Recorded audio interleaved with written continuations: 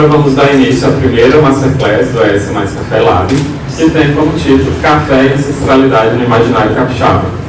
Nessa Masterclass, o pesquisador Marcos Vinícius irá discorrer sobre a cultura do café, como a cultura do café se tornou um importante catalisador para a economia e para a formação sociocultural do capixaba, influenciando o nosso imaginário. Marcos Vinícius é mestre em estudos urbanos e pesquisador da cultura capixaba e elementos diaspóricos. Então, fiquem com a palestra e a gente pede que no final da atividade vocês avaliem talvez esse QR Code. Isso é muito importante para a gente entender, né, a qualidade do serviço que a gente está entregando e o perfil dos frequentadores do Hub. Marcos, obrigado, bem-vindo e boa tarde.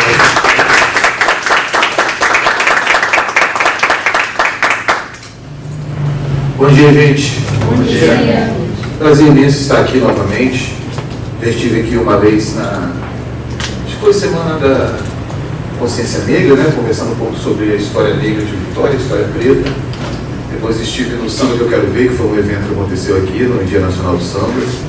E é sempre muito bom estar aqui. Eu acho que falar de Espírito Santo aqui no Hub é uma inversão muito grande que a gente está, né? Um local onde passa a história do Estado, né? Então, é muito representativo estar aqui, muito gratificante e espero ser um papo muito legal.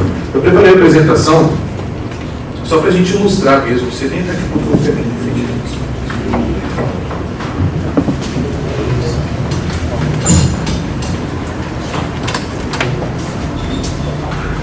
Só para ilustrar algumas coisas que eu vou falar.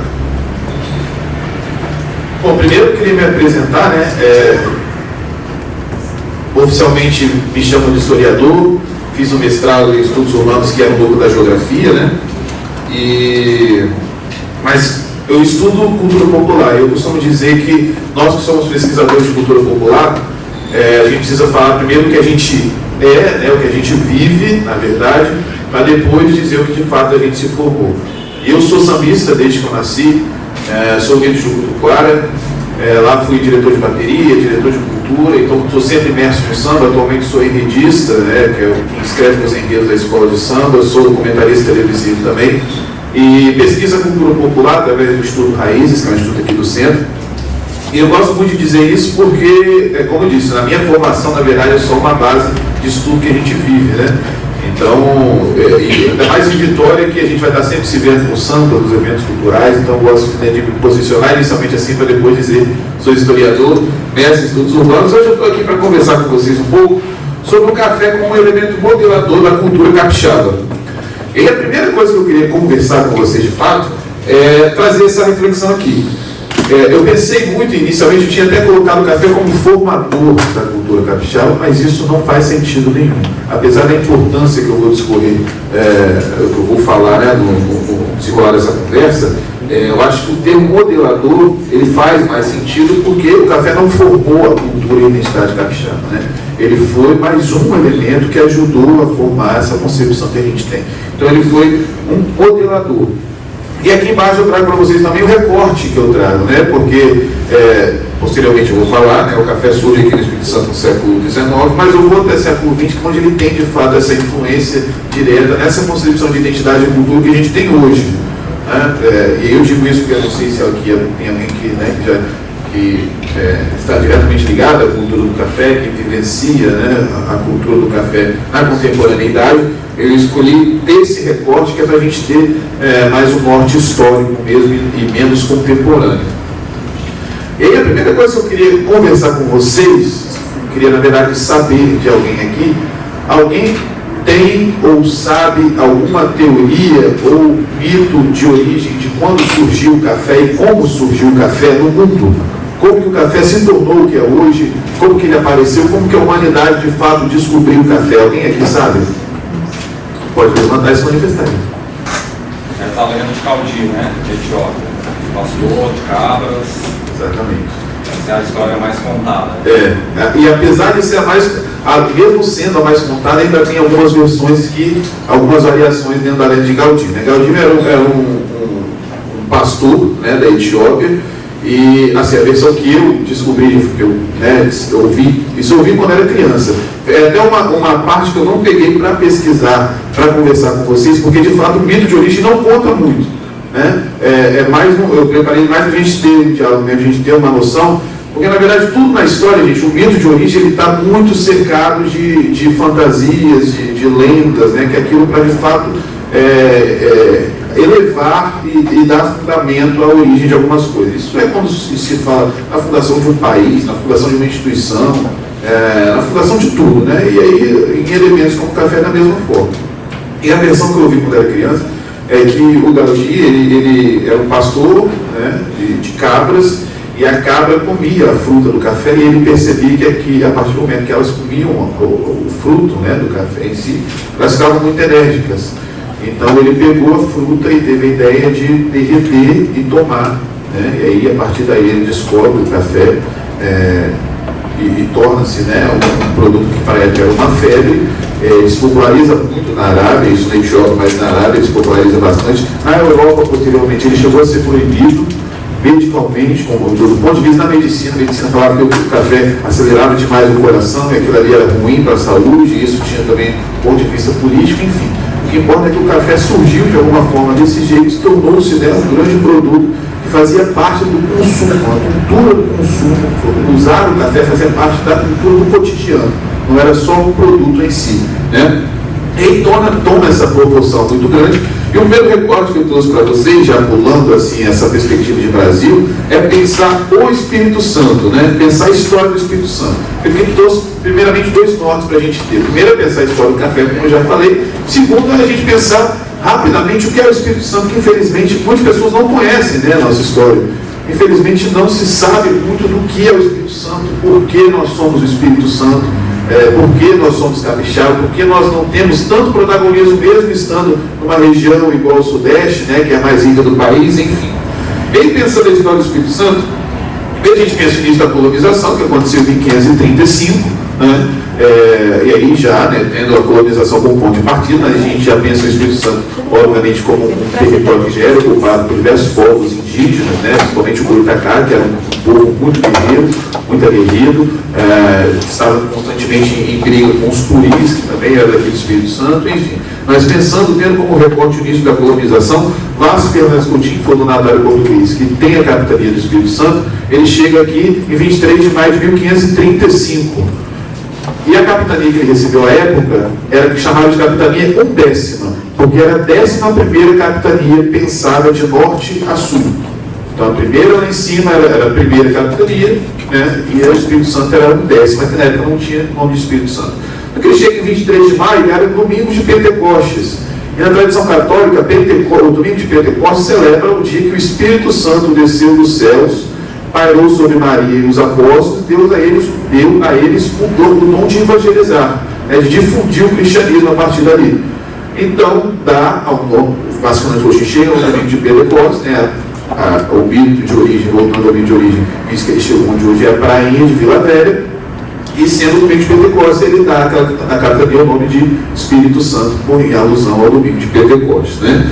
E aí, inicialmente, se pensar que a capitania do Espírito Santo era basicamente onde nós temos o limite hoje de norte a sul e traça duas linhas paralelas em direção ao oeste. Então nossa capitania ia basicamente pegar na Minas Gerais ali para dentro, o território era tudo isso. Só que os colonizadores tiveram uma dificuldade muito grande de adentrar esse espaço, primeiro porque a nossa floresta tropical era muito densa, os rios do interior eram difícil de se navegar, com muitas cachoeiras, e principalmente por causa dos rios de Boitacá. A nação Boitacá era uma das mais poderosas e mais guerreiras que existiam no território brasileiro e até no território africano, no território americano, né?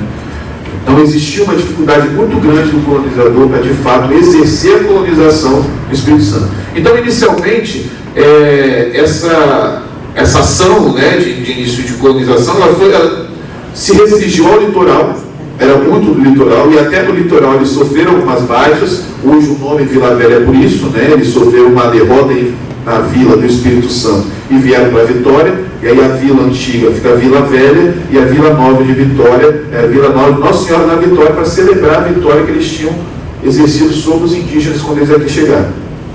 Então, mesmo no litoral, as baixas eram frequentes, né? E a dificuldade do Vasco Transportinho foi muito grande. E eu falo isso porque a gente tem uma percepção econômica que inicialmente era um pequeno cultivo de algodão, tabaco, mandioca e principalmente açúcar. Mas esse açúcar também existia uma dificuldade econômica muito grande, porque o açúcar se desenvolveu muito forte no Nordeste, né? Então era muito difícil para o Espírito Santo, de fato, exercer a cultura do açúcar. Então era, de fato, pequenos engenhos e isso mais restrito ao litoral e alguns pequenos povoamentos. Nova Almeida, né? Na época era Almeida o nome, município de Viana, Freguesia de Viana, Vila Velha, que era a antiga Vila do Espírito Santo. E essa pequena economia, ela se desenvolve por bastante tempo, né, na nossa perspectiva de hoje, mas do ponto de vista da história, é um tempo tanto quanto reduzido. A gente fala de 1535, eles chegam aqui em Vitória em 1551. E essa pequena economia ela acontece até o fim do século XVII. Fim do século XVII seria por volta de 1690 alguma coisa, quando é descoberto o ouro nas Minas Gerais. E aí provavelmente vocês já ouviram do atraso econômico que o Espírito Santo foi colocado. Alguns usam de forma errada, e o próprio Café vai gostar e vai justificar que isso não faz muito sentido, mas é usar a barreira verde para justificar essa falta de protagonismo que a gente tem. A gente vê muito falar isso, fala, não, porque o Espírito Santo é assim, porque na época do ciclo do ouro, que ciclo é errado se falar também, mas na época do ciclo do ouro, do boom do ouro, o Espírito Santo serviu de barreira verde, por isso que é assim, mas não. Isso de fato aconteceu, colocou-se um atraso econômico, mas uma questão que pouco se fala é que mesmo após a concepção da barreira verde, o Espírito Santo teve a sua economia desenvolvida muito em cima do modelo jesuíta, de se fazer fazendas, de se fazer culturas, etc, etc, etc. Só que esse modelo também, de alguma forma, foi abruptamente interrompido no período pombalino, quando os jesuítas são expulsos do Brasil. Então, para além do atraso econômico da barreira econômica, o Espírito Santo conseguiu se desenvolver após isso, com seu modelo, né, de pequenos cultivos que já estava aqui em cima. Jucutuquara era uma fazenda jesuíta, para vocês terem noção. E Auguste Saint-Hilaire, que é um francês naturalista que ele visita o Espírito Santo, ele rasga elogios, entre aspas, porque o modo jesuíta de se fazer economia é muito baseado no modo escravista, né? Então, se você vê o detalhamento de uma fazenda que segue esse modo jesuíta, você vê muito aquilo pautado em cima do ponto de vista escravista. Mas ele rasga elogio, porque do ponto de vista econômico aquilo funciona, né? E no Espírito Santo, na época, estava funcionando. Só que os jesuítas tomavam, de fato, basicamente toda a engrenagem econômica do Espírito Santo. E aí tem essa baixa com a expulsão dos jesuítas, e não, de fato, apenas a barreira verde como atraso econômico. Mas voltando aqui, a gente tem esse atraso da barreira verde, e o Espírito Santo volta a produzir a cana-de-açúcar e ter o açúcar como seu principal produto, mas ainda assim, de fato, rivalizando muito com o Nordeste, né? Tendo o Nordeste como um grande, digamos,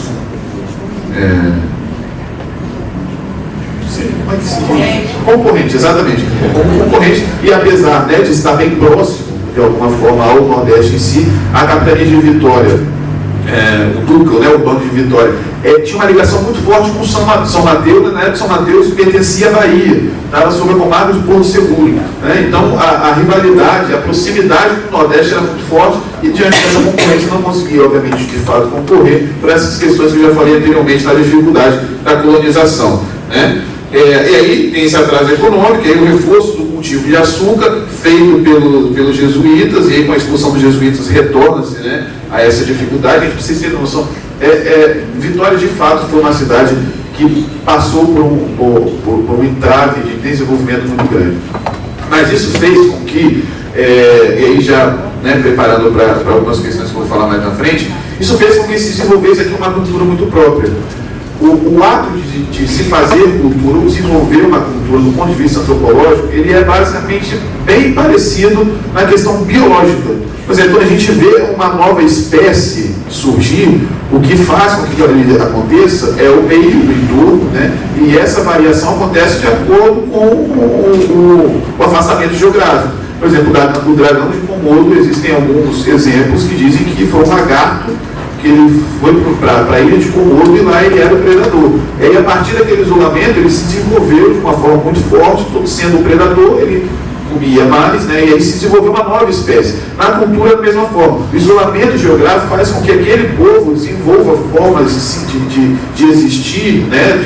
de interpretar o cotidiano, a vida, de uma forma diferente. E esse isolamento não tem tanta influência de coisas externas. Então, essa concepção que a gente tem hoje de identidade capixaba, principalmente dos elementos capixabas que são muito próprios, eu posso trazer, por exemplo, alguns exemplos. O Congo, que é uma música genuinamente própria, capixaba, sofreu influências depois da congada mineira, né, mas o Congo sendo genuinamente capixaba. A muqueca capixaba, não só a muqueca, mas a forma de se fazer, de se pensar a culinária voltada para o mar e para o mangue, dessa época, e alguns outros elementos que foram se perdendo com o passar do tempo. Mas essa constituição de identidade surgiu nesse momento, nessa parte de isolamento. A panela de barro, por exemplo, é uma forma de se pensar a vida. A panela de barro é do barro, que inicialmente era tirado do mangue, que hoje já não tem mais próximo a goiabeiras, né? Mas a gente pensar, por exemplo, goiabeiras em seu sentido até dentro do Espírito Santo, mostra que aquilo ali era uma forma de isolamento. Porque Goiabeiras, muito tempo, foi um local de conflito. Ou era Serra ou era Vitória. E aí, por não ter essa definição, ficou por muito tempo abandonada. E aí, aquele pequeno núcleo urbano, diante do seu isolamento, da sua nova forma de se pensar, de se fazer a vida, diante do isolamento e diante do descaso, eles pensaram uma nova forma de se fazer, né, de reviver. E é por isso que você vê hoje Goiabeiras como um núcleo de grandes culturas e de forma própria de se fazer e de se pensar a vida. A panela de Goiabeiras é um exemplo, o Congo que se desenvolvia em Goiabeiras é um exemplo, entre várias outras culturas que só existem lá. A brincadeira de boi, por exemplo, que é muito comum no Nordeste, se envolveu muito forte em Goiabeiras. E é muito em cima desse isolamento. E se pensar Vitória e Espírito Santo dessa forma, é desse jeito também. Essa concepção de identidade, de elementos culturais que nós temos hoje, eles são filhos e frutos desse atraso, desse isolamento geográfico e afastamento que o Espírito Santo sofreu, principalmente nessa época. E aí, gente, vamos pensar o nosso elemento principal, o que gira em torno da nossa discussão, né? Alguns historiadores, são muitos historiadores que pensaram o café, principalmente porque, no desenrolar da conversa, vocês vão entender a importância do café do ponto de vista econômico, né? Então, sempre que se fala e se pensa a economia do Espírito Santo, vai se falar sobre o café. Só que não temos muita exatidão de quando de fato o café foi realmente plantado, né? A primeira vez que o café foi plantado e que se teve assim, uma representação muito forte. Isso eu digo do ponto de vista da exatidão de ano. E alguns colocam 1811, o primeiro café plantado no Espírito Santo, outros já colocam na década de 40. O que a gente pode ter como recorte é que por volta dos anos de 1800, mas se pensa na primeira metade aí do século XIX, né? Entre 1800 e 1840, não precisa nem colocar 50 não. E esse trajeto que ele vem, o café já era bastante difundido, né? Desde o começo do século XVIII, no Rio de Janeiro, em São Paulo, né? e algumas lavouras de Minas Gerais, e ele vem através do Vale do Paraíba. Alguns colocam que as fazendas do Vale do Paraíba já não suportavam mais o café. Suportavam não do ponto de vista de espaço, mas também do ponto de vista de mão de obra, né? Do ponto de vista de fiscalização do Estado para que o café fosse rentável para o Estado. Então tentava se limitar o plantio de café para que de alguma forma o Estado pudesse ter lucro. Então, a partir do momento que o café passou a ser plantado, porque ele foi um boom no Brasil como um todo, né? E aí até desde os grandes dos grandes latifundiários até os pequenos produtores passaram a plantar o café, porque de fato ele era muito rentável aqui no Brasil. Então, quando o Rio de Janeiro, por exemplo, ele viu e perdeu a sua capacidade de fiscalizar todo aquele plantio, todo aquele plantio que estava tendo boom, ele tenta de alguma forma limitar, né, ali no Vale do Paraíba. E aí o café vai subindo. Chega inicialmente no sul do Espírito Santo e vai subindo territorialmente, pensando no Espírito Santo de sul a norte, e tem como limite ali o Rio Doce, até aquela parte de Linhares, porque mais para frente, mais para cima no caso, o clima já não propiciava para a tecnologia da época o plantio do café. né? Então, nos anos de 1800, ele chega através do Vale do Paraíba, ele vai subindo, eu coloquei aqui inicialmente no sul, chegando próximo a Linhares, e foi de fato também aqui no Espírito Santo um grande boom econômico. Aqui também os pequenos produtores que eram de um número considerável, né, passaram também a cultivar o café, mas também os grandes latifundiários que já estavam de alguma forma estabilizados. A gente coloca aí Barão de Itapemirim, né, as grandes fazendas, as grandes famílias poderosas da época, que já faziam cultivo de cana-de-açúcar, de mandioca, e usavam o trabalho escravista, eles também passam a cultivar o café, né? Então, o que acontece no Brasil, entre aspas, que a gente pensa o Brasil, não na magnitude do território que a gente tem hoje, mas o Brasil que era povoado apenas no Sudeste, aqui Sul, mais essa parte costeira, no Espírito Santo acontece basicamente a mesma coisa. Eu coloquei aqui o surgimento de estradas e ferrovias, mas isso acontece um pouco depois ainda, né? Aqui outro elemento que eu coloco, não, isso aqui já é um tópico seguinte, né? Vamos pensar que esse grande boom econômico, porque o café, gente, se pensar Vitória e Espírito Santo antes do café, é se pensar algo que era muito próximo ao início da colonização, muito em cima daquele atraso.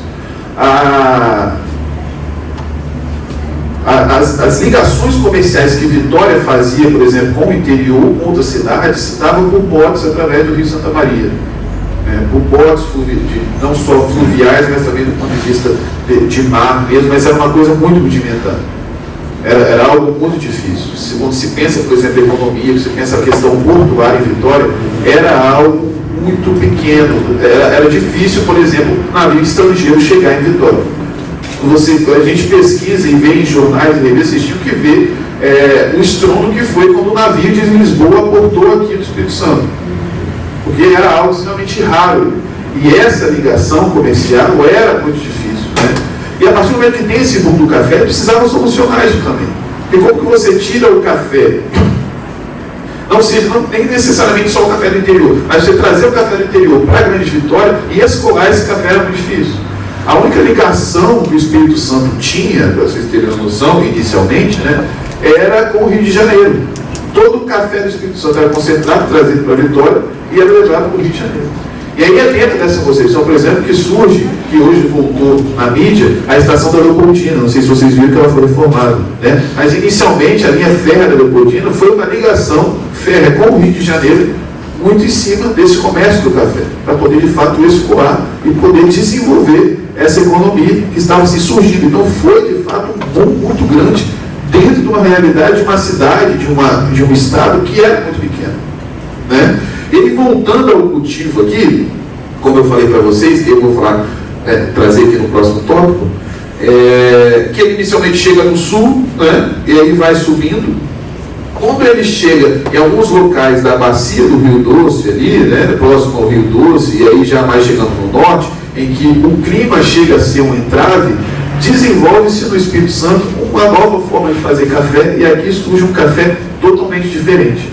Eu não sou especialista em café, não sei muito do ponto de vista da plantação, mas do ponto de vista histórico, os relatos que nos mostram é que a estratégia que se fazia era cultivar o café, plantar o pé de café embaixo de árvores muito grandiosas, e essas árvores litorâneas, obviamente, regiões litorâneas, né? E essas árvores amenizavam a força do raio solar e principalmente o vento nordeste, que era outro entrave geográfico na parte norte do Espírito Santo. E essa nova forma de fazer café, essa nova estratégia, que inicialmente era só uma estratégia para se poder plantar em regiões que até então não eram comuns, fez com que surgisse um novo estilo de café capixaba, que é o café capitania. Estou aqui na frente um pouquinho, é só para ilustrar mesmo. Café capitania foi o nome que se deu. E é engraçado esse nome capitania, porque deu-se o nome de capitania justificando justamente esse atraso anterior ao café. Porque o Espírito Santo usava o nome capitania como uma referência geográfica da época da colonização por causa do seu entrave. Seria hoje, basicamente, a gente se pensar como roça. Imagina hoje, dentro de uma concepção que a gente tem, que todo mundo se chama Estado, e a gente se chamasse de província. era o que o Espírito Santo era na época. E isso para os próprios capixabas. Eles pensam, não, a gente não é uma, que na época era província, já nós não somos uma província, nós somos ainda capitania. E quando surge um novo estilo de café, extremamente próprio capixaba, eles dão um nome em que a época era pejorativo, mas que usa-se como o elemento de fortificar a sua identidade. Eu trouxe aqui alguns elementos desse café. Ele era cultivado no litoral, sob a sombra de árvores, e como eu disse, essa estratégia era para limitar os raios solares e o vento nordeste, que atrapalhava um pouco, que é o que eu falo aqui, né, no segundo tópico. Ele tinha um aroma e um sabor extremamente diferenciado. E isso deu uma conotação muito forte para o Espírito Santo. Só que, ao mesmo tempo, eu falei para vocês que se desenvolveram estradas e ferrovias, mas também não era o suficiente, né? Então a gente não conseguia, de alguma forma, exportar significativamente para que o Brasil conhecesse, de fato, o café capitania. Então esse café capitania ficou limitado ao Rio de Janeiro. Só que fez uma fama muito grande ainda. O Rio de Janeiro era a capital do país, né? Então teve uma notoriedade muito grande esse café capitania. Ele foi um destaque na Exposição Universal de Paris, que foi um grande evento que se comemorou o centenário da independência. Uma comitiva, né, para se formar esse evento estava em Paris no ano de 1887. O centenário foi em 1889, né? Mas eles estavam rodando o mundo para se pensar elementos para trazer para essa feira, para levar para essa feira, né? E eles têm contato com o Café Capitania, entram em contato com os representantes do Espírito Santo para se levar uma amostra do café para o Espírito do café para essa exposição universal. E os relatos que a gente tem, que é do Antônio Ataíde, que chegou a presidir o Instituto Histórico do Espírito Santo, e ele estava presente na comitiva. A gente não sabe se era um concurso, se era uma competição, mas ele diz que na exposição de Paris do Café Capitania ele recebe medalha de ouro e menção honrosa. A gente não sabe se essa medalha de ouro foi de fato o primeiro lugar em alguma competição, mas de alguma forma foi uma notoriedade muito grande a nível mundial, né? E aí foram assim, um grande boom elemento. Vários países da Europa, mas teve como representatividade muito grande uma firma da Inglaterra, entrou em contato com o Espírito Santo para poder escoar esse café, mas existia uma dificuldade muito grande porque ele perdia um pouco a essência dentre as engrenagens da exportação.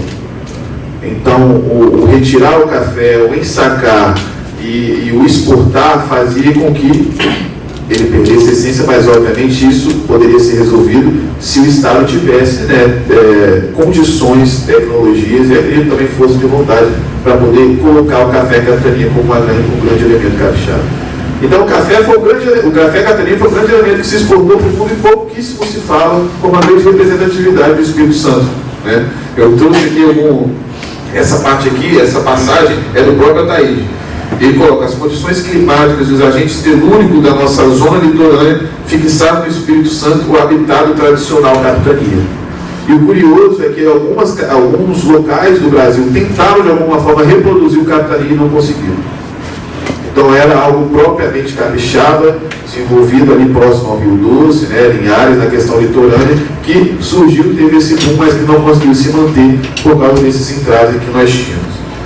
E aí o reflexo, né? Eu coloquei o café no meio só para a gente ter uma noção do que de fato foi, né? O café capitania, que de fato foi o café. E eu trouxe os reflexos do que foi realmente esse boom. O surgimento de estratos que eu coloquei na parte anterior. Gente, isso aqui é muito importante. A elevação de cidades como Cachoeiro, Mimoso do Sul e Itapemirim. É de se pensar realmente essas cidades como vilarejos, como pequeníssimas cidades, como cidades que tinham a casa grande da fazenda e pouquíssimas outras habitações. E aí, com o passar do tempo, ela se desenvolve como um grande polo, realmente, Cachoeiro de Itapemirim. Além da questão fluvial, tinha a proximidade com o Rio de Janeiro, que era muito importante, né? Então foi uma cidade que se desenvolveu bastante. Mimoso do Sul, até hoje, é uma das cidades que mais preservam, mas que mais tem referências de casas e fazendas que cultivavam o café.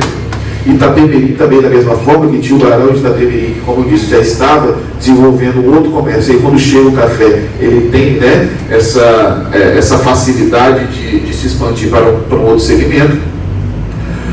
Gente, duplicação da população livre e escrava, isso é muito importante de se dizer. O século XVIII do Espírito Santo eu falei até agora do ponto de vista econômico, né? Mas é extremamente necessário se pensar do ponto de vista populacional também. Essa lubricação livre, escrava, eu coloquei aqui sem especificar, porque também não ia caber tudo aqui, mas que é bom que é só como tópico a gente pensar. Não aconteceu no Espírito Santo como um todo. Se a gente fosse pensar assim, no século XVIII, o aumento foi de basicamente 50% da população, que também já é muito. Mas a duplicação da população livre, escrava, por exemplo, a escrava a gente pode colocar o Cachoeiro de Itapemirim, que é um grande polo de cultura negra por causa disso. Pouco se fala, né? A gente pensa muito no norte, como as regiões quilombolas, né, de São Mateus, etc., do Saber Norte, mas o sul também é um local muito propício para o desenvolvimento da cultura negra por causa desse passado aqui. Cachoeiro de Itapemirim, eu coloquei a duplicação, mas na verdade o aumento foi de 168% na mão de obra escrava, para poder dar conta do mundo do café. A duplicação livre, e aí ela se dá, obviamente, por dois fatores, que eu coloco aqui embaixo, que é a vinda de imigrantes, que isso precisa ser dito também, né? A gente fala muito da vida de imigrantes, mas os migrantes vindo da Bahia, Minas Gerais e outros estados para poder suprir essa mão de obra do café foi muito grande. E aí, quando eu falo com vocês, por exemplo, na formação da nossa cultura, como se desenvolve a identidade de um povo e a cultura de um povo, isso aqui tem um peso muito grande. Porque a cultura, ela obviamente não é única e independente, né? Então ela sofre, de alguma forma, influências de outros povos. E no Espírito Santo foi a mesma coisa. Quando eu falei para vocês que o isolamento do Espírito Santo fez com que foi o embrião da nossa cultura, hoje o que a gente pensa como Espírito Santo, que ainda é um pouco difícil, né? Mas a gente tem sim uma cultura, uma identidade, ela foi formada por alguns movimentos migratórios e migratórios que nós tivemos durante a história. E o primeiro foi esse aqui. A primeira vez que nós recebemos, de fato, uma grande leva de pessoas de outros estados e outros países foi aqui. Por quê? Ainda existia aquela coisa do interior inabitado, né, das florestas de Mata Atlântica, dos índios botocudos que habitavam essa floresta e conseguiam viver muito bem lá dentro. Então aquilo é um local, às vezes você pega alguns relatos que eles chamavam aquilo de ferro verde, porque realmente era muito difícil de penetrar. Era muito difícil você entrar do ponto de vista físico da floresta, mas também do ponto de vista dos botocudos, que era uma tribo extremamente guerreira. Então, precisava fomentar e desbravar aquilo ali, e que era, na época, tinha duplo benefício, né? Porque, além de você desbravar, poder se fixar naquele território e desenvolver o café, as madeiras de lei da Mata Atlântica eram extremamente nobres, né? A Europa viu aquilo ali como algo extremamente, uma mina de ouro mesmo que estava surgindo, porque o cedro, o jacarandá que estava presente na Mata Atlântica era assim, da maior nobreza possível. Não à toa que algumas amostras de cedro e jacarandá estavam presentes na exposição de Paris também. Então, desbravar aquela Mata Atlântica precisava de mão de obra. E aí existe esse processo de vinda de outros estados, esse processo de vinda de imigrantes, que é um processo de embranquecimento, isso é necessário dizer, né? Falei para vocês que a população de Cachoeiro se duplicou. Em Vitória, por muito tempo, a gente já teve, vocês terem noção, um relato de 1743, 60% da população de Vitória era negra. Então nós já fomos a maioria da população de Vitória. Então mão de obra tinha no Espírito Santo de alguma forma, mas não podia ser negra. E a gente passa por um processo de embranquecimento que acontece na história do Brasil todo, né? Que é a vida de imigrantes. Inicialmente eram açorianos que vieram de Portugal, não foram nem alemães nem italianos, inicialmente açorianos, e depois passando para alemães, italianos e pomeranos, mas que também é necessário se pensar esse povo aqui como que também sofreram alguns entraves para poder desenvolver essa cultura. Porque a vida se fala muito da vida de imigrantes como processo de embranquecimento, mas eles também sofreram com um processo de abandono muito grande, né? Eles foram jogados aqui à própria sorte, de alguma forma tiveram que se desenvolver Então foi também um processo muito difícil e doloroso, e também pode ver, você coloca que não se desenvolveu dessa forma tão fluida que a gente pensa, né? Você penetrar a floresta Mata Atlântica era muito difícil para pessoas que não conheciam o Brasil, não conheciam aquele local que eles estavam chegando. Então foi um processo lento que de alguma forma fez com que isso aqui, os imigrantes formassem essa concepção de identidade que a gente tem hoje. Existe uma explicação para esses açorianos, alemães, italianos terem ido para essas regiões de montanha? Existe que era de fato, inicialmente, é porque a gente precisa pensar, o Espírito Santo na época que era habitado inicialmente, do ponto de vista da Grande Vitória aqui nessa proximidade, né? Era só o litoral, se restringia a Vitória, Cariacica, Viana, Nova Almeida, Guarapari, os grandes centros. E essa parte do interior, essa parte das montanhas, ela era completamente intacta. Não existia, de fato, nenhum contato. E aí, o benefício do ponto de vista territorial, né, que era um território vasto, que era propício para a plantação de café, a proximidade não, mas a direção geográfica com Minas Gerais. E era uma área que era possível ser habitada e, digamos, desenvolvida, porque existia conexão fluvial. O rio Santa Maria percorria todos esses locais, né? Então existia uma facilidade, o que não existia era a coragem de se fazer, né? Então, inicialmente, eles vêm com esse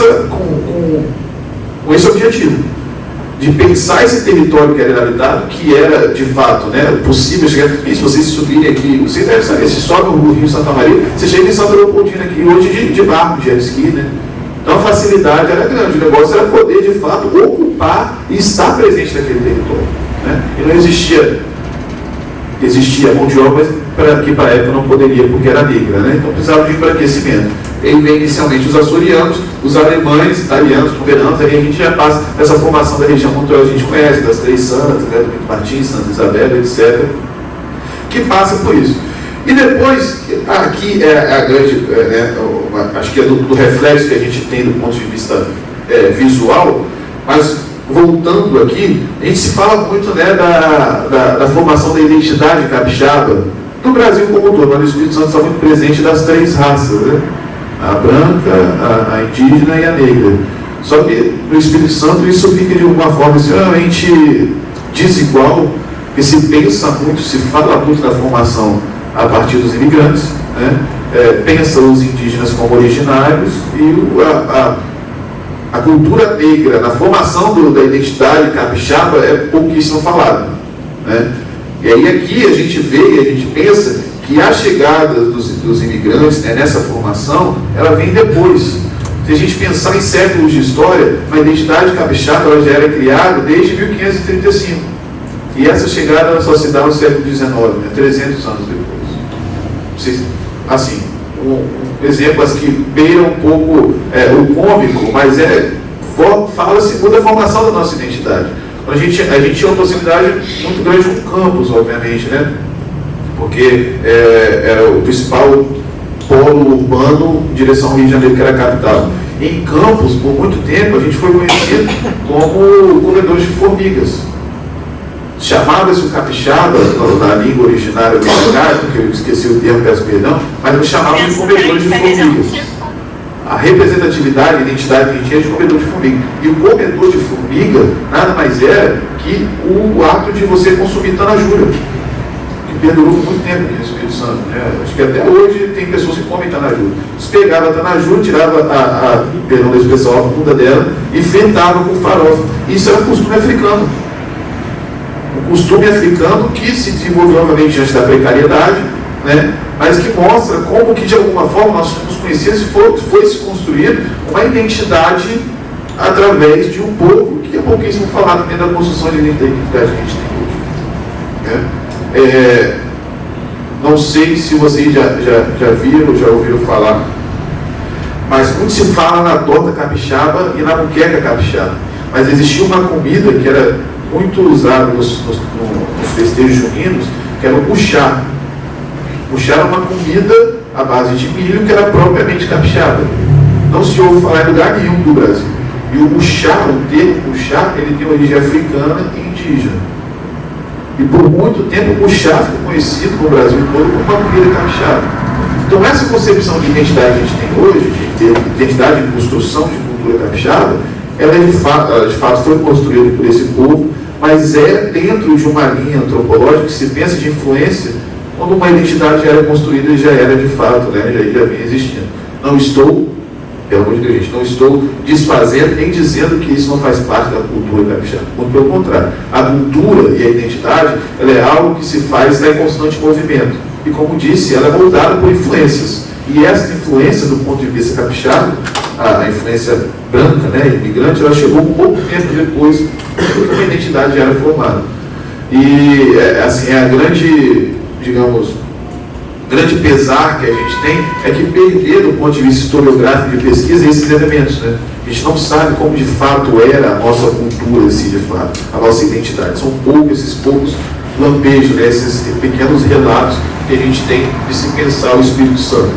E aí existe essa formação da identidade do ponto de vista capixaba, do que é ser capixaba hoje, né, dos imigrantes que povoaram a região montanhosa e construíram realmente a identidade capixaba, já como agente modelador de uma identidade que já havia sendo construída por negros, indígenas e também de influências portuguesas desde o século XVI. E essa formação do café, né, dentro de um ponto de vista geral, e macro, populacional e econômico, esse foi o ponto que o café teve no Espírito Santo. Acho que vai ficar um pouquinho mais claro nesse último tópico, mas a economia do Espírito Santo, gente, do ponto de vista geral, né, de uma ótica generalizada, é justamente isso. Começar com pequenas culturas, ter um entrave e um atraso econômico por dois fatores, que foi a barreira verde e a expulsão dos jesuítas, e esse atraso ser interrompido por causa do boom do café. Então, mesmo que hoje nós estejamos dentro de um processo de, digamos, de falta de protagonismo, né, ser o primo pobre do Sudeste, isso ainda foi de alguma forma muito amenizado por causa da chegada do café e desse boom que aconteceu no século XIX. Eu deixei aqui por último a modernização da capital.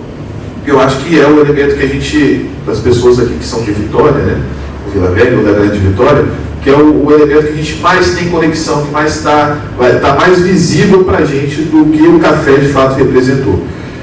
Pensando nesse atraso, tem esse boom, chega muito dinheiro, o Estado está com muito dinheiro, mas do ponto de vista cultural, e aí a outra vertente cultural, né, Vitória ainda vivia um sentido de colônia. Acho que até o próprio Café Capitania é um exemplo disso, né? Vitória era uma cidade, aí a gente já pensa a capital, esse processo também acontece em Cachoeiro também, né? Mas pensando aqui a nossa capital, Vitória ainda tinha áreas coloniais, era uma cidade colonial mesmo. E aí aquela elite do café e essas grandes famílias, as famílias elitizadas que de alguma forma estavam presentes na máquina estatal e na produção do café de forma independente, não via aquilo com bons olhos. Por quê? Rio de Janeiro se desenvolvia, os grandes centros comerciais do Brasil estavam extremamente desenvolvidos, e Vitória ainda estava nesse entrave do ponto de vista físico, urbano, e do ponto de vista do que eles chamavam de cultura, né, que para a época que eles pensavam aquilo ali como um atraso.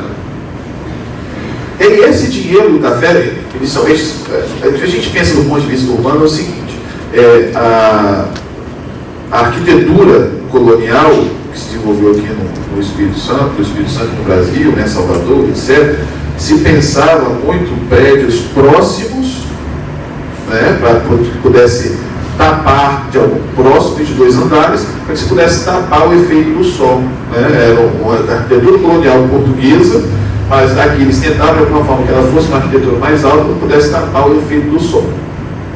Em Vitória, por ser uma ilha, a arquitetura colonial inicial ela era voltada para o centro da cidade. A gente tem hoje uma catedral metropolitana ali, que é a parte central da cidade. Isso por causa de invasões, né? Então se pensava a cidade de costas para o mar.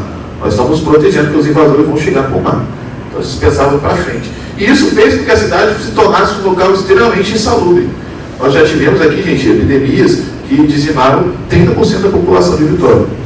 Porque era uma cidade acanhada, pequena, que não tinha tratamento de esgoto, não tinha um saneamento básico, e que aí se desenvolvia, as epidemias se desenvolviam de uma forma muito grande.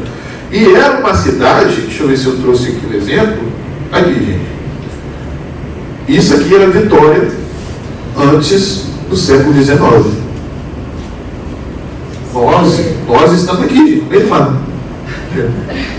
Geraldo Monteiro aqui na família. Olha, não, dos créditos, esse mapa é do historiador Willis de Faria.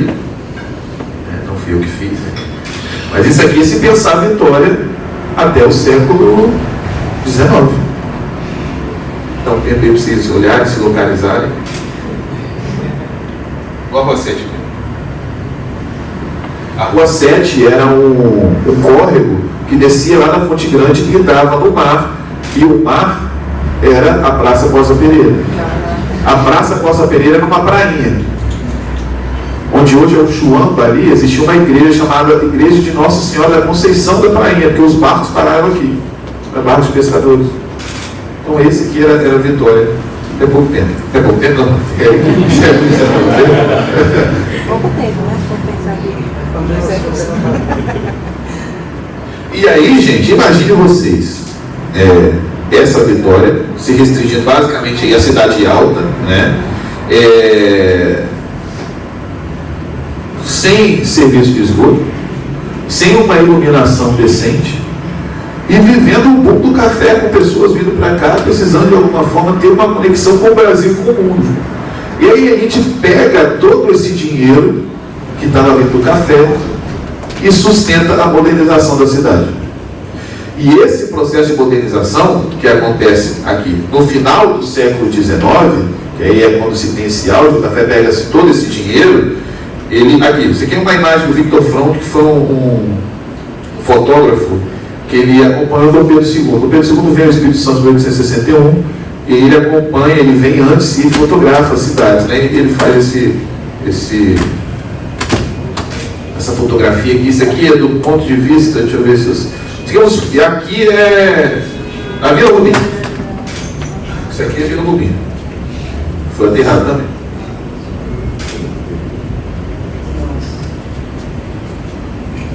E aí, gente,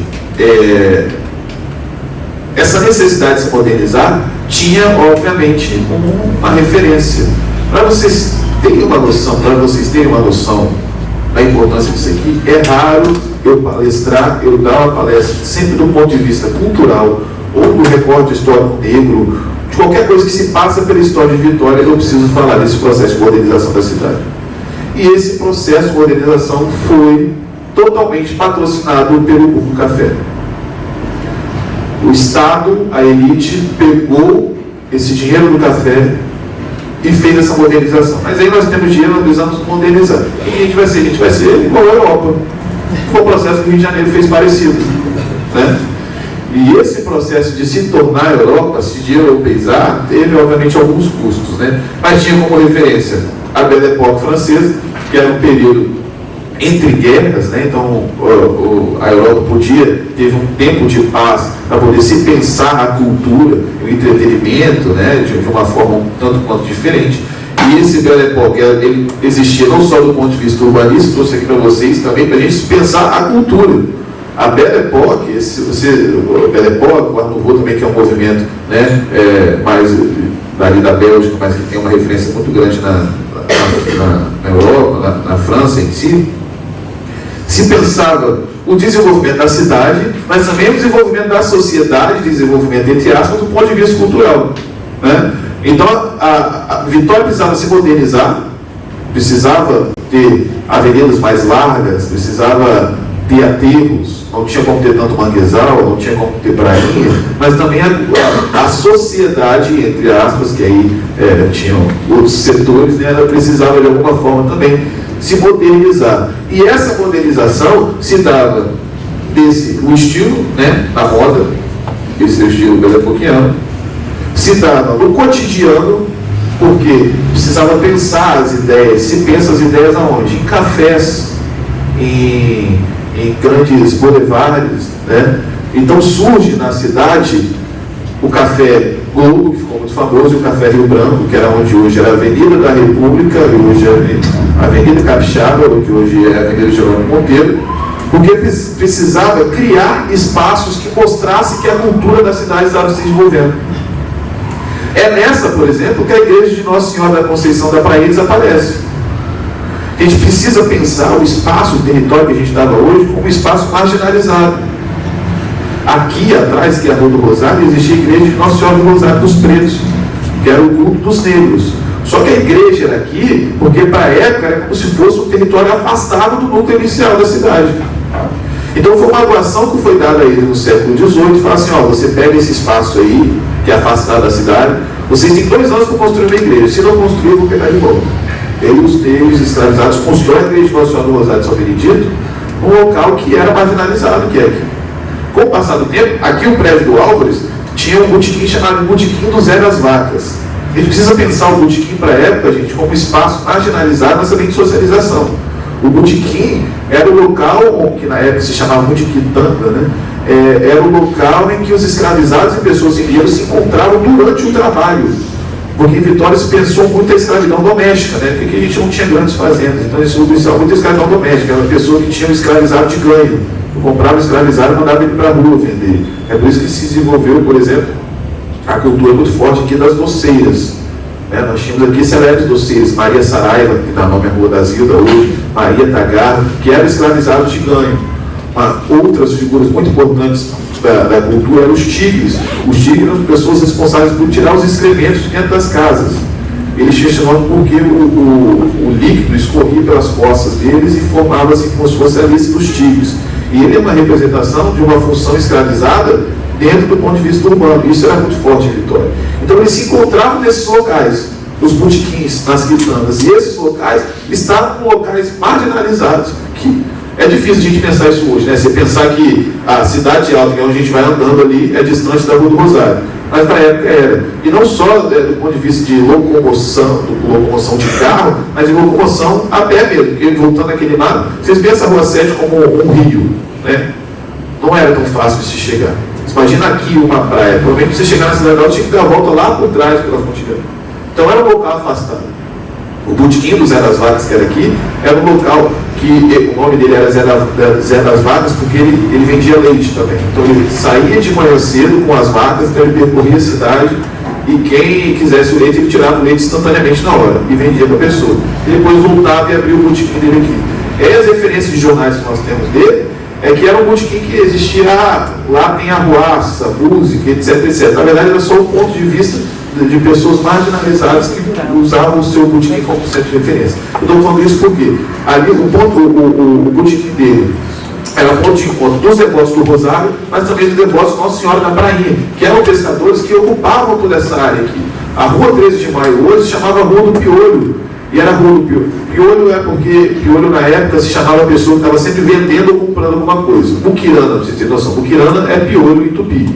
Então, naquela época se dava o apelido de piolho porque a pessoa estava sempre vendendo. E aqui existia um cara que era assim, ele construiu vários barracos. Ele vendia sempre. Então chamava a Rua do Piolho, a Rua do Seu Piolho. Só que os barracos dele eram de um preço mais baixo. E muitos negros escravizados conseguiam sua forria e compravam barraco na Rua do Piolho. E aí, por ter muito negro, quando passa por esse processo de modernização da cidade, que isso tem isso também, esse processo de modernização fez com que as ruas mudassem de nome. A Rua 7 é chamada de Rua do Reguinho. Existia a Rua da Várzea, a Rua Pernambuco, mas não podia, dentro do processo de ser Europa, se modernizar, não pode, de alguma forma, ter esse nome. Então, eles mudavam o nome, e torna-se Rua 13 de Maio. E eu falo isso porque, realmente, esse espaço aqui era um território marginalizado. Era um território que, para a época do século XVII, XVIII, para a elite da cidade, não tinha muita função. E quando vem esse boom do café e a cidade precisa crescer e se modernizar, aí isso aqui vira de alguma forma um local visto, né? Aí acontece esse processo que a gente chama de processo de afastamento, né? Tem até um termo que a gente usa nos estudos urbanos como processo de gentrificação. Então o primeiro processo de gentrificação que acontece em Vitória, a gente está vendo hoje na Curva da Jurema, por exemplo, que aconteceu na Praia do Canto, com as colônias de pescadores, aconteceu aqui. A colônia de pescadores que louvavam Nossa Senhora da Conceição, ela foi demolida, sem nenhum processo de indenização. E nós, infelizmente, não temos nenhum registro fotográfico da Igreja de Nossa Senhora da Conceição, e ali surge o primeiro teatro de Vitória, que é o Teatro Melpomene. E esse teatro ele surge justamente para soterrar essa visão colonial de igrejas e mostrar um suposto progresso do ponto de vista de cultura, tudo isso sustentado pelo café. Então, é demolida a igreja de Nossa Senhora da Conceição, ela é transferida para a igreja do Rosário, a prainha deixa de existir, obviamente, porque tem esse grande aterro, então precisa ter uma praça. Então precisa ter uma praça, porque a grande representação, o ir para a praça, o passear na praça, o discutir ideias a céu aberto, a beira-mar, fazia parte desse processo de modernização. Era uma mudança no cotidiano da cidade, né? Tudo dentro desse processo aqui. Ele surge a Praça da Independência, que depois vem a ser a Praça Costa Pereira. Um processo de aterro muito importante também, precisa se dizer, é o processo de aterro do Parque Moscoso. Ali surge a Vila Oscarina, que para a época como se fosse a Ilha do Frade hoje, gente. A Vila Oscarina era onde a elite preparou o seu espaço para se fazer o local para eles morarem. Algumas habitações ainda estão lá hoje, vocês podem ver, ainda tem lá reflexo desse processo de modernização. Só que a Vila Oscar aqui, isso aqui é um projeto, tudo isso, gente, foi traçado através do projeto Novo Arrabalde. Novo Arrabalde foi um processo que Saturnino de Brito ele foi contratado para isso, né? E aí se pensava os aterros de Vitória e também a cidade crescer para a região norte. Então toda essa parte que a gente vê hoje, Bento Ferreira, de Jardim da Pirâmide da parte continental, Bento Ferreira, Praia do Canto, toda aquela parte ali faz parte desse projeto que existiu através do Novo Arrabalde. A reta da Penha, o traçado do Novo Arrabalde, a gente colocar algumas avenidas, inicialmente a Avenida Vitória, e o traçado para se poder urbanizar aquela parte norte, que é a época de fazendas, são dois traçados, que é a Leitão da Silva e a reta da Penha. E isso de 1861. Por exemplo, Jucutuquara foi pensado como um bairro industrial. Hoje que a gente tem como bairro de luta, eles pensaram como um bairro para se pensar a distribuição de águas. Então tudo isso foi planejado, que só foi se desenvolver com o passar do tempo, porque o café teve uma baixa, né? Então esse reflexo aqui a gente só vê quase 100 anos depois. Lá para 1960, por aí, que de fato toda essa região foi realmente desenvolvida. Mas foi um traçado feito através do Novo Arrabalde. Saturnino de Brito, ele fez, por exemplo, os traçados de Santos, algumas regiões de São Paulo, ele foi responsável, né? E ele faz aqui em Vitória. E esse é o marco da cidade, né? E isso tudo movimentado pelo dinheiro do café. Deixa eu ver se eu quero. Essa aqui, gente, isso aqui é a cidade de Palha. Dentro desse processo de modernização que eu falei com vocês, a Vila Oscarina está no lado oposto, né? Que é onde era o Parque Moscoso. Mais próximo à Vila Oscarina existia a cidade de Palha, que se coloca aí como a primeira favela, entre aspas, não no termo pejorativo não, mas é porque não era a primeira favela em si, né? A região da Fonte Grande já era habitada, a região do Forte já era habitada, só que dentro dessa concepção de favela, a gente tem de um grande conglomerado de habitações afastadas da cidade, os historiadores colocam muito a cidade de Palha como essa representação. Só que, gente, a cidade de Palha foi muito próxima à Vila Oscarina. Como é que pode o rico ficar próximo àquela possível, aquela doideira que eles fazem? Vocês pensarem, a cidade de Palha era uma grande referência cultural. Existia aqui um local chamado Palácio Evoé. Palácio realmente pela grandeza que ele tinha, e Evoé é a saudação que se faz a Deus Baco e a Deus Momo. Antigamente, quando existiam as crônicas carnavalescas, quando eles iam chamar a população para o carnaval, eles se chamavam, no final falavam Evoé, como se fosse a saudação mesmo ao Deus Baco e ao Deus Momo. E aqui existia o Palácio Evoé. O Palácio Evoé era a grande referência da cultura popular da cidade. Com todo o respeito da palavra, mas o pau quebrava aqui. Aqui era a grande referência, era a congada, os carnavais, era tudo aqui. E obviamente, como um local marginalizado, aparecia muito nas páginas de jornais por causa do ponto de vista policial, né? Da arruaça, da desordem. E aí, gente, a cidade de Palha não podia ficar próxima da Vila Oscarina. Como é que eu vou construir um local para a minha elite e a favela vai estar próxima? E a cidade de Palha, ela é basicamente soterrada para dar local à Vila Rubim. A cidade de Palha, ela é destruída, os processos de indenização não chegam devidamente, essas pessoas que aqui moravam sobem as encostas dos morros que vem a formar o que hoje a gente conhece como Morro do Quadro, mas que do ponto de vista do CEP, a Vila Rubim vai até o final da ladeira São João, lá na entrada do Morro do Quadro. Porque inicialmente eles queriam que aquele lugar fosse chamado de Vila Rubim, porque era um processo de indenização, mas não era. E o nome Cidade de Palha, que é curioso se dizer, ele perdurou por quase 50 anos, porque as pessoas se negavam a dizer que moravam em Vila Rubim. Era a identidade deles, o pertencimento à Cidade de Palha. E aí a cidade, né, cresce no sentido oposto, no sentido sul, do soterramento da Cidade de Palha, surgimento da Vila Oscarina, o estabelecimento do mercado da Vila Rubim, que também precisava nutrir o mercado daquela elite que estava ali. Tudo esse suposto progresso também feito pelo café, que aí já parte negativa, custou, por exemplo, a existência de cidades como a cidade de elementos da cidade, como a Cidade de Palha, como a Igreja de Nossa Senhora da Conceição da Prainha, como o Beco do Estuque, existia aqui um Beco do Estuque. Eu particularmente, na minha pesquisa, não consegui identificar onde era, mas era, sabe esse prédio que é reformado aqui de esquina? Era basicamente ali, era o beco que dava na Cidade Alta e o final dele dava no mar. O Beco do Estuque era um local basicamente de escravizados e ex-escravizados. E a cultura da cidade também girava em todo aquilo ali. Teve um dia em Vitória que fez 17 graus, eles não tinham o que fazer, eles fizeram uma festa no frio. A festa era regada a cachaça. Passaram o dia todo bebendo, no final teve uma briga, acabou, foi todo mundo para casa e acabou. Então eram elementos da cidade, de um ponto de vista de cultura popular, que não cabia dentro dessa modernização. E que foi soterrado pelo desenvolvimento do café. A gente precisa pensar e repensar. É uma cidade que não se pensa, gente. A gente vê a Costa Pereira hoje, a gente pensa que foi uma praça planejada, colocada ali, que não existia nada antes. A gente pensa muito Vitória através das igrejas. A gente pensa muito Vitória através da política. Mas foi uma cultura popular que já existia e que foi soterrada por esse processo, né? Aqui, esse aqui é o Largo da Prainha. Ali é o meu pombo de sendo construído. Não. Carlos, gente, o meu pombo ele pega fogo. Na década de 20 ele pega fogo, só que ele era um teatro todo de madeira. Só que a base era de ferro. Eles tiram a base de ferro do meu pombo e usam o Carlos Gomes. Ele está sendo desmontado. Não, acho que acho que ele está sendo desmontado para ser. Não, o Carlos Gomes já está aqui. Não, esquece. Mas ele foi feito de madeira, as bases de ferro são usadas no Carlos Gomes. Aqui já é o processo, se pensar isso aqui como uma prainha mesmo, a praia que eu falo para vocês aqui, tem aqui, ó, no pé do Carlos Gomes.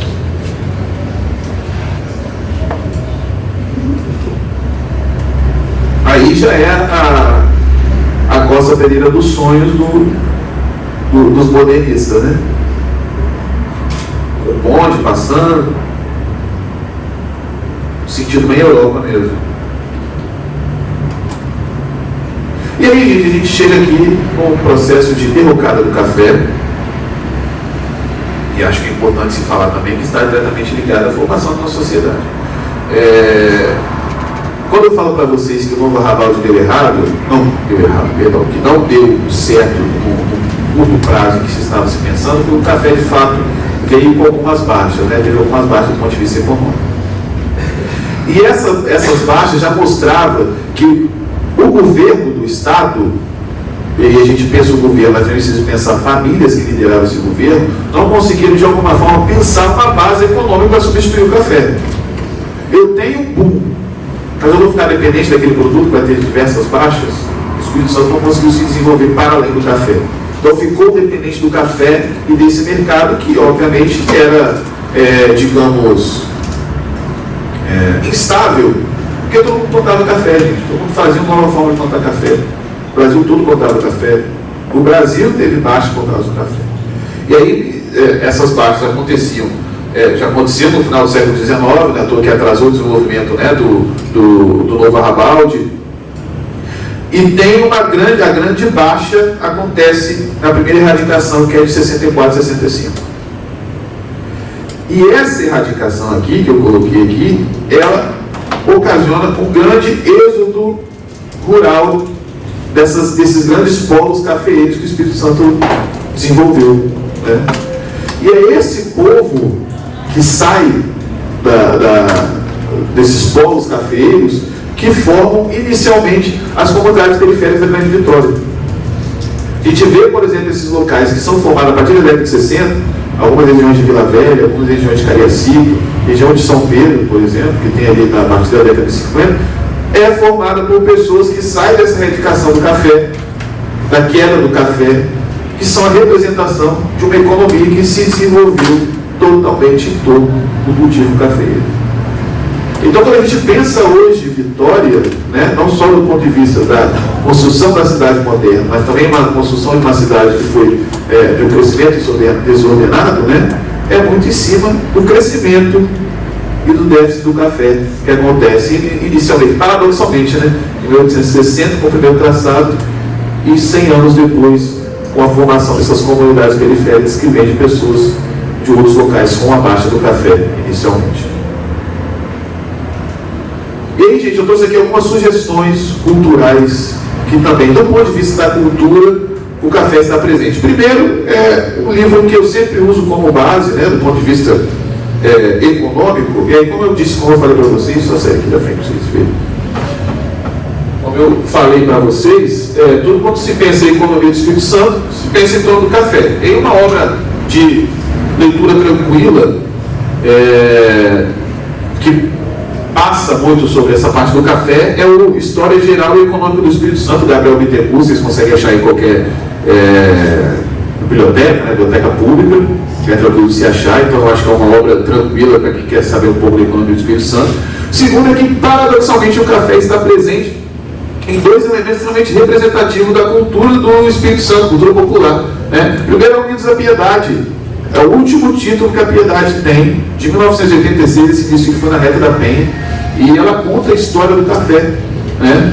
Ele foi o último desfile assim, grandioso, se fala como um grande desfile, né, da Unidos da Piedade. Eles são saudosistas desse desfile até hoje, obviamente, não ganharam nunca depois de sair, então tem que lembrar bastante, porque as temas que a Piedade aí, mas se lembra-se, canta-se até hoje, e é bom, tem no YouTube, só colocar a Piedade de 1986, que é um samba que se fala muito sobre o café, né? Conta a história do café, fala do Gaudí, como a semente sai da Etiópia, vem para cá, então é um título muito legal. E segundo que existiu, gente, uma feira em 2006 mesmo, fizeram uma feira do samba, do Caxias, e dentro dessa feira estava um concurso que as escolas apresentavam os seus sambas, e dali seria escolhido o melhor samba da história do Carnaval Capixaba. Ele foi escolhido no MUG 2006, não sei porquê não, mas o MUG 2006, melhor samba de todos os tempos, que se fala do café.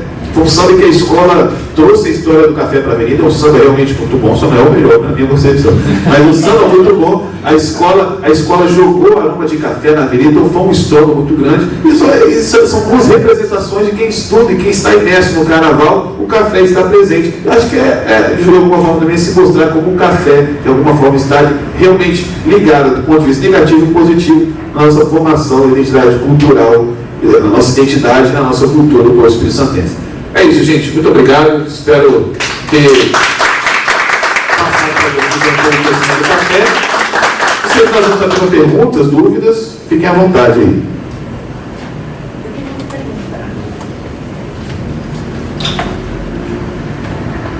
Bom dia, obrigada. Meu nome é Natália e eu gostaria de saber se ainda existem nas comunidades quilombolas o cultivo do café. Mais alguém?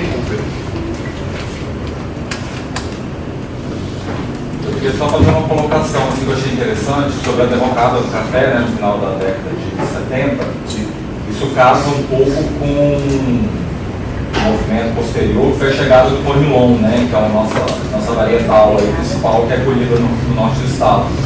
O Conilon ele foi uma varietal africana moderna, porque foi descoberto ali na virada do século, e ele foi descoberto na bacia do rio Conilon, que é na República do Congo.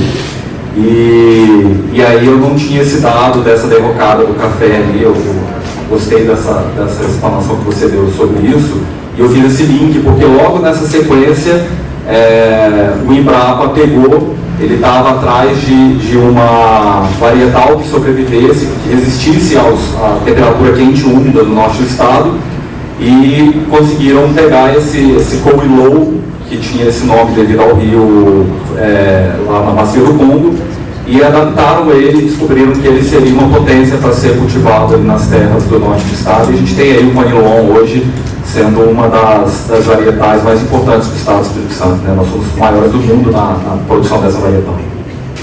Legal, agradeço. A partir da década de 70, né? partir de 70. Legal, não sabia disso, não sabia. O hormônio foi introduzido no Espírito Santo em 72, se não me engano, pela Embrapa. Mas a espécie chegou no Brasil por volta de 30, 40, mas ficou ali de stand-by até o Embrapa pegar ela para desenvolver. Legal, você provavelmente deve ter sido uma alternativa depois dessa derrocada da década de 60. Foi isso que eu fiz. Aí, legal, não sabia, agradeço. Inclusive, seu nome é? Marcelo. Marcelo, muito obrigado pela contribuição. Fala. Então, gente, sim, algumas comunidades quilombolas, não só do norte, mas também como do sul, do Espírito Santo, ali naquela região de Cachoeiro, tentaram de alguma forma desenvolver um pequeno cultivo, né, não só do café, mas de outras culturas, mas que de alguma forma sofreram bastante, não só com o racismo estrutural de ser uma comunidade quilombola, mas também por ocuparem territórios que de alguma forma eram visados pelos grandes empreendimentos, né? Você vê, por exemplo, no norte, nós vimos muito pequenas plantações, não só de café, mas de mandioca, de cana-de-açúcar, de comunidades quilombolas que sucumbiram diante da plantação do eucalipto, que se envolveram muito forte naquela região ali. E no sul também da mesma forma. Existem hoje pequenas e grandes comunidades quilombolas que têm sim algumas pequenas produções, né, e que precisam bastante do incentivo também, porque não conseguem de alguma forma rivalizar com os grandes produtores de café. Mas existe sim um cultivo e em algumas comunidades, inclusive, é a principal forma de arrecadar, a principal atividade econômica. Não sei, eu não costumo lidar muito com comunidades quilombolas, mas eu acredito que, no sentido macro, de Espírito Santo como um todo, não tenha um órgão que represente, não. Mas existem poucos, separadas identidades que lidam diretamente com essas comunidades. Se você tiver uma representação de quilombolas no Sapê do Norte, você vai encontrar, que lida diretamente com todo aquele sapê que está com a região. E quem faz um trabalho de assistência e de constante visitas, né, para esse povo, é a Secretaria de Direitos Humanos, do Estado mesmo. Talvez seria um órgão estatal que daria um direcionamento maior nesse sentido. Alguém mais uma pergunta? Gente, é isso, eu agradeço, espero ter passado para vocês um pouco da nossa cultura. Não chamo para tomar um café, mas a gente toma uma cerveja aí, sempre se encontrando na cidade. Muito obrigado, gente.